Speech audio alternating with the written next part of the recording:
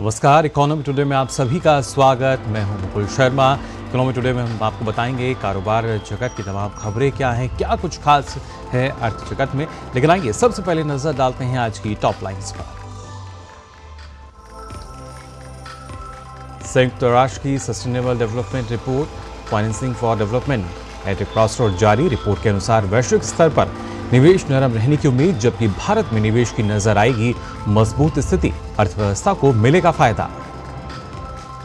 विश्व व्यापार संगठन ने जारी किया पूर्वानुमान। वैश्विक वाणिज्यिक सेवाओं के निर्यात में भारत की हिस्सेदारी 2023 में 4.4% से बढ़कर $344 बिलियन हुई। तो भारत डिजिटल सेवाओं के निर्यात में चौथे स्थान पर। भारत की हिस्सेदारी 2019 में 4.4% से बढ़कर 2023 में 6% दर्ज की गई। वैश्विक रेटिंग एजेंसी फिच ने चीन की क्रेडिट रेटिंग आउटलुक को स्थिर से किया नकारात्मक। चीन की आर्थिक वृद्धि 2024 में पिछले साल के 5.2% से धीमी होकर 4.5% रहने का अनुमान।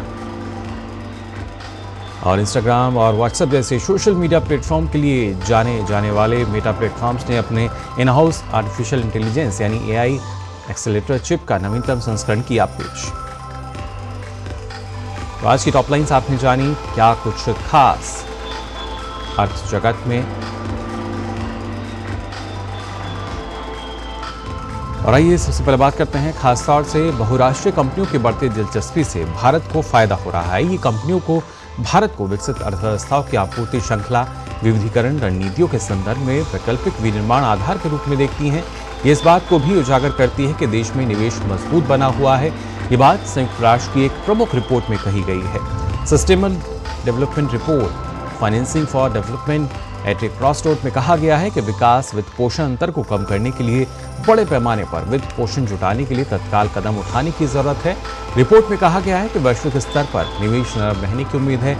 इसके विपरीत दक्षिण एशिया, विशेष रूप से भारत में निवेश मजबूत बना हुआ है। भारत को बहुराष्ट्रीय कंपनियों की बढ़ती रुचि से लाभ मिल रहा है।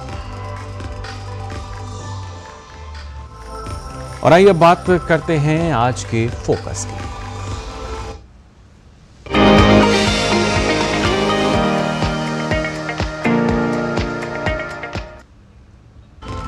भारत में मजबूत बुनियाद और उसकी तेज रफ्तार को चलते जीडीपी वृद्धि के साथ साथ उसके निर्यात में एक नई ऊंचाई देखने को मिल रही है। और उसी के बलबूते हम कह सकते हैं कि भारत 2047 तक उन्नत अर्थव्यवस्था बन सके, इस राह पर है। और इसके लिए खासतौर से जो नीतियां हैं वो काफी कारगर नजर आती हैं। उन्हीं के जो परिणाम हैं वो अब नजर आने लगे हैं। आइए देखते हैं हमारी इस पर ये खास रिपोर्ट।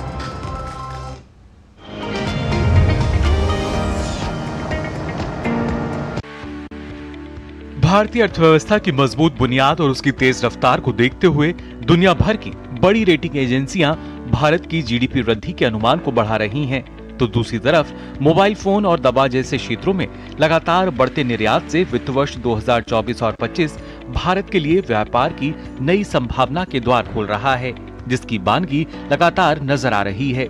साथ ही मेक इन इंडिया और PLI स्कीम का दम स्मार्टफोन असेंबलिंग सेक्टर में भी दिखने लगा है। ब्लूमबर्ग न्यूज की एक रिपोर्ट के मुताबिक एप्पल इंक ने वित्त वर्ष 2024 में भारत में $14 अरब के आईफोन असेंबल किए हैं। PLI स्कीम के शुरू होने के बाद से 3 साल से भी कम समय में सभी एप्पल आईफोन में से 14% अब मेक इन इंडिया हैं। इसकी मदद से भारत में 1,50,000 से अधिक प्रत्यक्ष और 3 लाख से अधिक अप्रत्यक्ष नौकरियां सृजित होती हैं।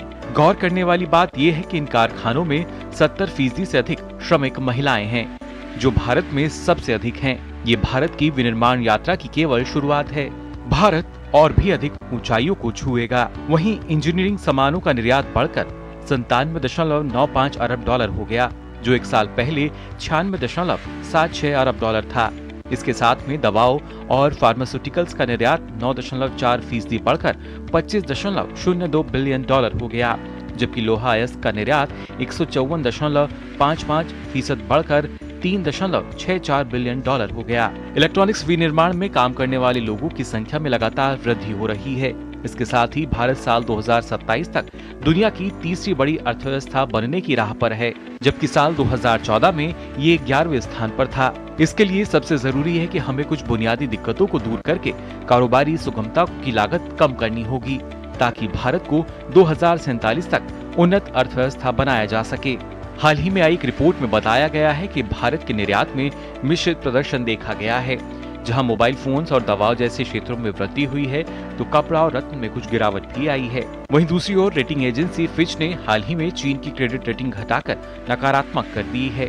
तो वहीं अधिकतर रेटिंग एजेंसियां भारत की जीडीपी वृद्धि के अनुमान को बढ़ा रही हैं, जिससे भारतीय अर्थव्यवस्था के लिए नए विकल्प तैयार हो रहे हैं और इनकी मदद से 2047 तक भारत एक विकसित अर्थव्यवस्था बन सकेगा।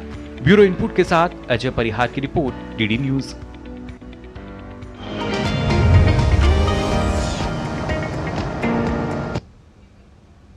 तो जाना आपने किस तरीके से निर्यात में इजाफा हो रहा है। मोबाइल फोन्स की बात की जाए, फार्मास्यूटिकल या दवाओं की खास तौर से हम बात करें, और इसके साथ साथ आपको बता दें WTO की एक रिपोर्ट है, उसके अनुसार भी बीते साल गिरावट आने के बाद वर्ष 2024 में वैश्विक व्यापार में धीरे धीरे अब बढ़ोतरी देखने की उम्मीद है। हालांकि कई हिस्सों में युद्ध, भू राजनीतिक तनाव और आर्थिक नीति को लेकर अनिश्चितता की वजह से काफी जोखिम पैदा हो रहे हैं। विश्व व्यापार संगठन यानी WTO ने अपने पूर्वानुमान को जारी किया है। इसके साथ ही WTO ने वर्ष 2024 के लिए वैश्विक व्यापार में बढ़ोतरी संबंधी अपने अनुमान को घटाकर 2.6% कर दिया है। पिछले साल अक्टूबर में WTO ने व्यापार वृद्धि दर 3.3% रहने का अनुमान लगाया था, लेकिन वहीं भारत के लिए पूर्वानुमान में कहा गया है कि वित्त वर्ष 2023 में भारत का माल निर्यात $432 बिलियन था और अप्रैल से फरवरी वित्त वर्ष 2024 में $394.99 अरब का माल निर्यात किया गया। 2023 में वैश्विक माल निर्यात में भारत की हिस्सेदारी 1.8% थी और आयात 2.8% था। डिजिटल रूप से वितरित सेवाओं में भारत की हिस्सेदारी 2019 में 4.4% से बढ़कर 2023 में 6% हो गई। वैश्विक वाणिज्यिक सेवाओं की बात करें तो निर्यात में भारत की हिस्सेदारी 2023 में 4.4% से बढ़कर $344 बिलियन हो गई। विश्व व्यापार संगठन यानी WTO ने बताया कि वर्ष 2024 और 2025 में मुद्रास्फीति धीरे धीरे कम होने की उम्मीद है। इससे उन्नत अर्थव्यवस्थाओं में वास्तविक आय, विनिर्मित वस्तुओं की खपत बढ़ेगी।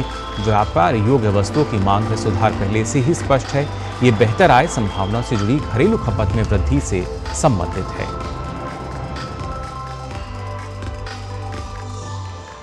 तो अर्थव्यवस्था के मोर्चे पे अगर बात की जाए, काफ़ी बेहतर स्थिति फिलहाल नजर आती है। इसी पर चर्चा के लिए आइए रुक कर लेते हैं। प्रोफेसर राकेश मोहन जोशी जी जो हैं वो हमारे साथ जुड़ चुके हैं, IAFT वरिष्ठ अर्थशास्त्री भी हैं।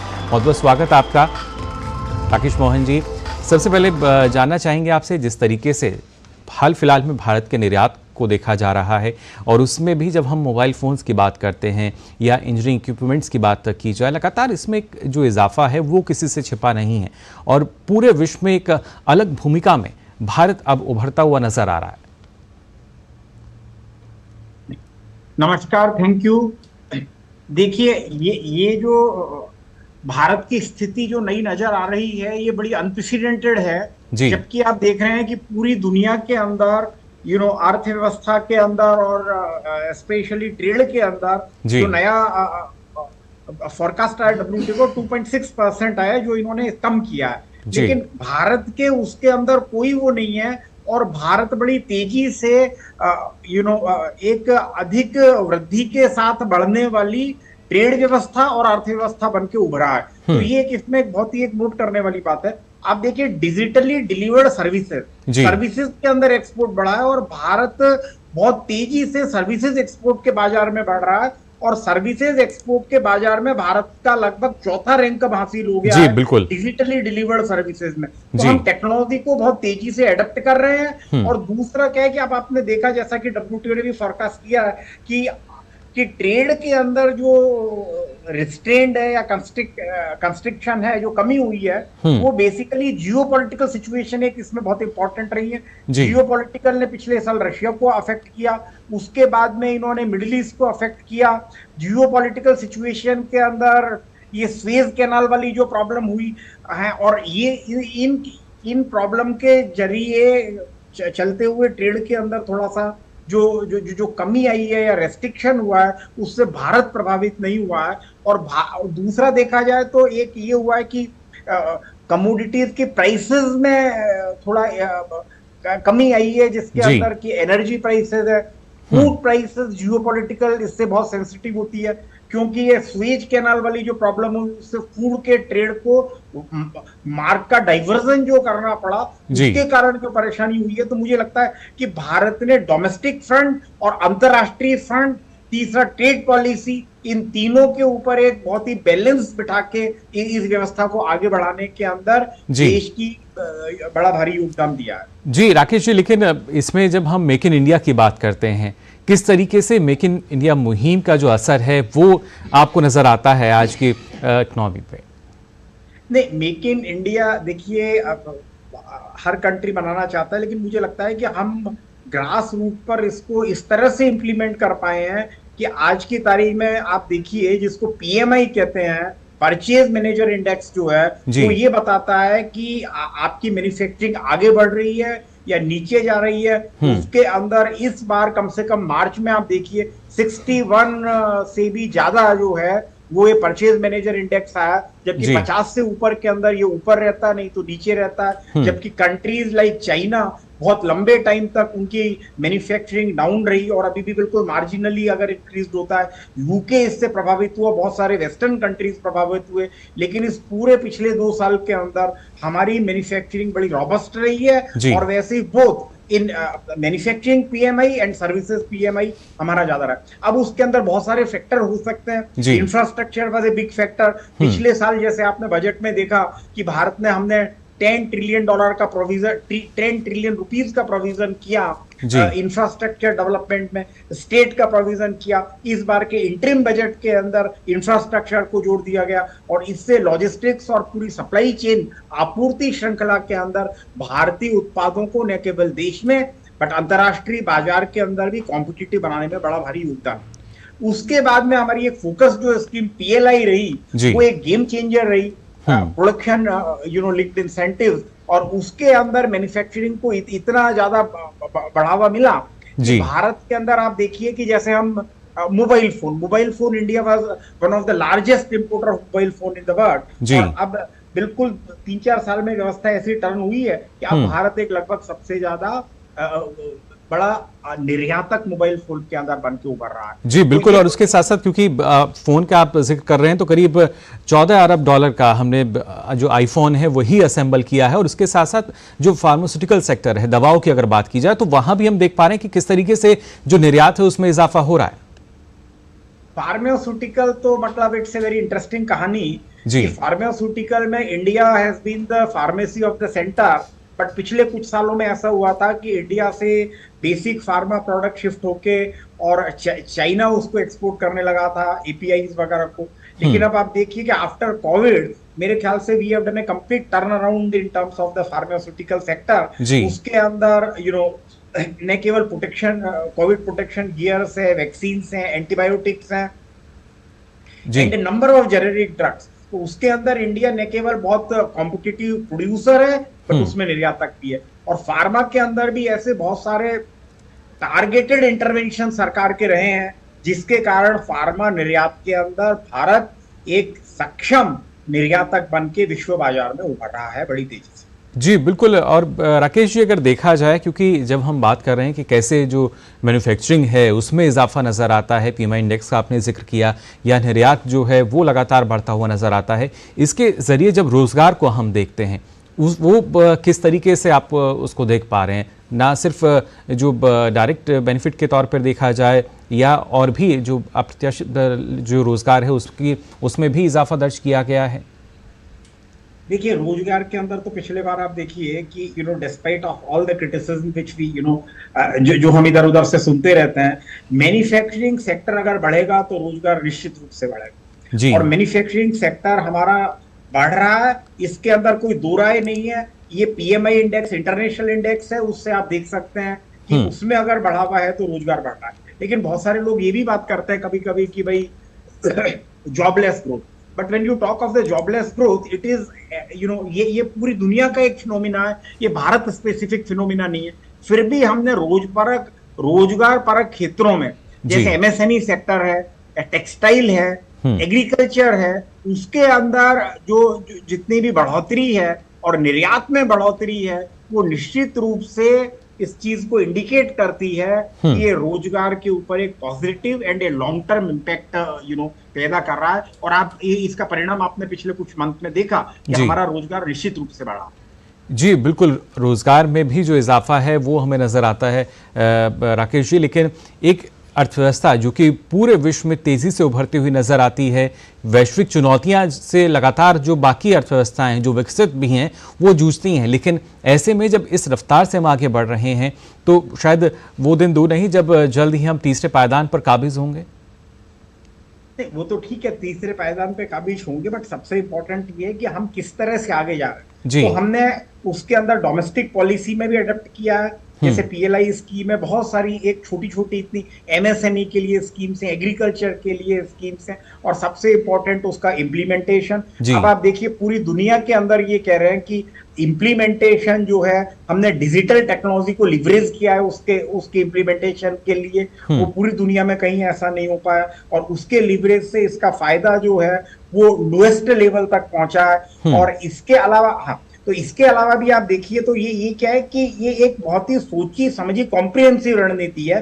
उसके अलावा आप देखिए कि हमारा जो अंतरराष्ट्रीय फोरम के ऊपर जो ट्रेड नेगोशिएशंस हैं वो which has gone eight an unprecedented scale. और आपने देखा कि हमने ईएफटीए का एग्रीमेंट अभी किया इलेक्शन अनाउंस होने के पहले, और आपको शायद पता होगा कि यूके के लिए भी जो है वो भारतीय टीम बहुत ही तेजी से काम कर रही है। और नई सरकार के आने के बाद में जो 100 डेज का प्लान है, आप देखिए जैसे ही नई सरकार की स्थापना होती है तो ये ओमान वाला भी जो है एफटीए लगभग फाइनल हो गया है, तो ये भी हो जाएगा, ये भी इसका फॉर्मलाइजेशन हो जाएगा इलेक्शन के बाद में। और वैसे ही यूके वाला भी देखिए, उम्मीद है इन एग्रीमेंट्स में प्रॉब्लम ये होती है कि उन लोगों के ऊपर भी डिपेंड करता है नेगोशिएटिंग कंट्रीज की, बट ये हमारे ट्रेड को बढ़ाने के लिए, हमारे प्रोडक्शन को बढ़ाने के लिए एक अहम भूमिका जो है वो अदा करता है। जी बिल्कुल, यानी जो नीतियां हैं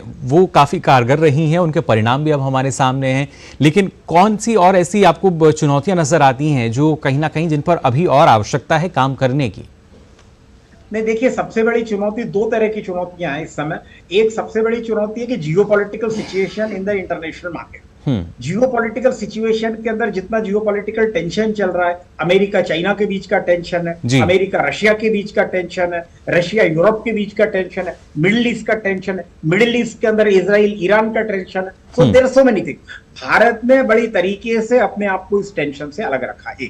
दूसरी जो सबसे बड़ी जो इसमें चुनौती है वो ये है कि विश्व इकोनॉमी के अंदर इकोनॉमी किस तरह से परफॉर्म करती है, उसकी इन्फ्लेशन रेट है, उनकी ग्रोथ रेट है, उसके ऊपर भी हमारा ये निर्यात डिपेंड करेगा।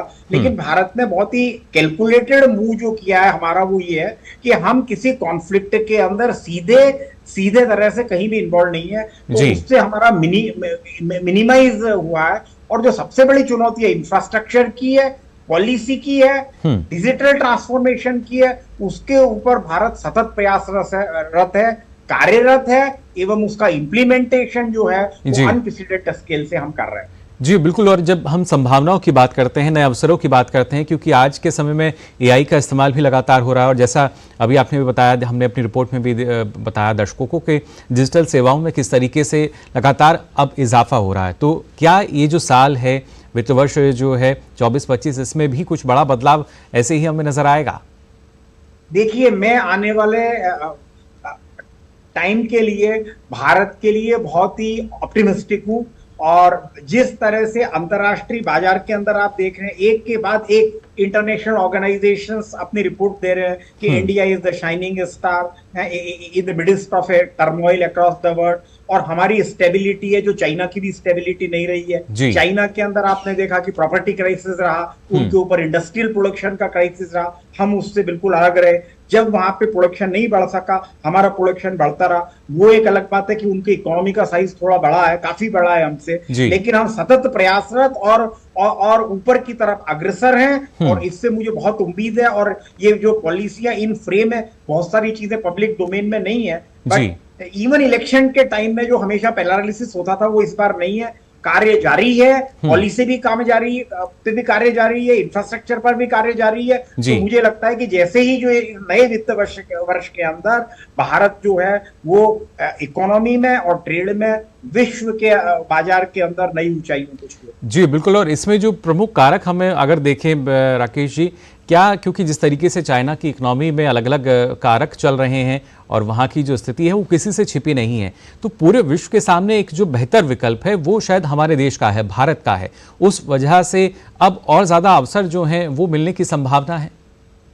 नहीं, वो निश्चित रूप से मिलने की संभावना है। जैसा कि आपने बताया कि the whole world is looking at China plus one strategy, लेकिन मुझे ऐसा लगता है कि उसकी इम्प्लीमेंटेशन की भारत सरकार की जो पॉलिसियां हैं और उसका स्टेट के साथ थोड़ा सिंक्रोनाइजेशन अगर अच्छा हो और जितने दूसरे स्टेक होल्डर्स हैं, मतलब not only the state government but private sector, trade and industry associations, farmers associations, ये सभी अगर मिलके काम करें और सभी लोग थोड़ी सी इंटीग्रिटी अमॉन्ग वेरियस ऑर्गेनाइजेशंस थोड़ी ज्यादा हो। और अभी सबसे बड़ी प्रॉब्लम भारत में जो होती है कि बहुत सारे ऑर्गेनाइजेशन काम करते हैं, सरकारों पे कई डिपार्टमेंट काम करते हैं, तो उसमें भारत सरकार प्रयास कर रही है, लेकिन ये प्रयास भारत सरकार स्टेट गवर्नमेंट मिलके थोड़ा इंटीग्रेटेड प्रयास अगर हो तो है, और that also with trade industry and farmer organisation, तो उसका इंपैक्ट थोड़ा ज्यादा अच्छा फील होगा और हमारी जो गति है विकास की, आर्थिक विकास की और व्यापार की, वो थोड़ी सी त्वरित हो जाएगी। जी बिल्कुल, उसमें और गति जो है यानी वो मिल सकती है, और गतिशील अर्थव्यवस्था के लिए और बेहतर यही रहता है कि कैसे मजबूती भी आए और उसके साथ साथ जो गति है हमारी उसमें भी तीव्रता बनी रहे। फिलहाल प्रोफेसर राकेश मोहन जोशी जी, आपका बहुत बहुत शुक्रिया हमारे साथ जुड़ने के लिए। तो यहाँ राकेश मोहन जी हमें बता रहे थे किस तरीके से देश का जो निर्यात है उसमें इजाफा हम देखते हैं, उसके साथ साथ मजबूत अर्थव्यवस्था जो है किस तरीके से अब और ज़्यादा आगे बढ़ती जा रही है। अब आइए हम भी आगे बढ़ते हैं और नज़र डाल लेते हैं यहाँ पर गिफ्ट निफ्टी पर क्या स्थिति है। गिफ्ट निफ्टी की 137 अंकों की जो गिरावट है वो नज़र आ रही है, लाल निशान के साथ आप देख सकते हैं। 22,663.50 पर गिफ्ट निफ्टी दर्ज किया गया। ग्लोबल मार्केट की अगर बात की जाए तो यूएस मार्केट डॉ जोन्स फ्यूचर्स आप देख सकते हैं 59 अंकों की गिरावट, S&P में 44 अंकों की गिरावट है, नेस्डेक में 121 अंकों की गिरावट, कहीं ना कहीं लाल निशान के साथ कारोबार होता नजर आया। यूरोपियन मार्केट की बात करें तो FTSE में ज़रूर हरा निशान नजर आया, जबकि CAC में मामूली गिरावट है। डेक्स में भी जो हरे निशान के साथ कारोबार होता हुआ नजर आ रहा है। इसी तरह एशियन मार्केट में आप देख सकते हैं निकाई, हैंगसेंग, कॉस्पी लाल निशान के साथ लगातार कारोबार जो है वो यहाँ दर्ज किया गया है। और साथ ही क्रूड के भाव की अगर बात की जाए तो आप देख सकते हैं $90.74 प्रति बैरल ये दर्ज किया गया है। कारोबार की स्थिति आपने जानी। हालांकि आज क्योंकि ईद का त्यौहार है तो जो भारतीय बाजार हैं यानी जो कारोबार होता है वो बंद है, कल जो बाजार है वो खुलेगा। और आइए अब कारोबार जगत से जुड़ी कुछ और अहम खबरों पर नजर डाल लेते हैं फटाफट अंदाज में।